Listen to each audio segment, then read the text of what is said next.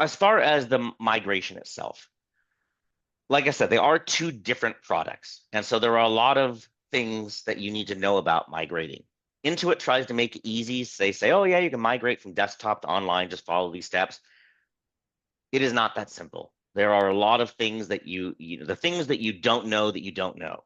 And so if you are considering a migration, you definitely want to work with someone who's done it before. I mean, we have a 80 step document that every time we do a migration, we add one other step or two, but it's like 80 different things that we have to go through and make sure are done in the right order, in the right timing, in order to make the migration a success.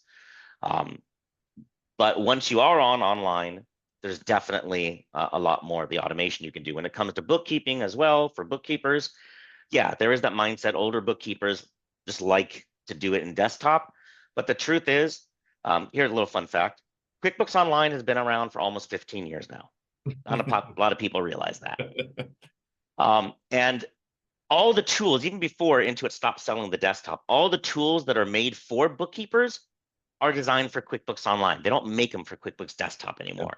So if you have a bookkeeper that's focused on staying with QuickBooks Desktop, it might be time to find a new bookkeeper. Yeah, they're what I call a dinosaur. One of those people that just they're afraid of change. And as we all know in our industry, change is inevitable.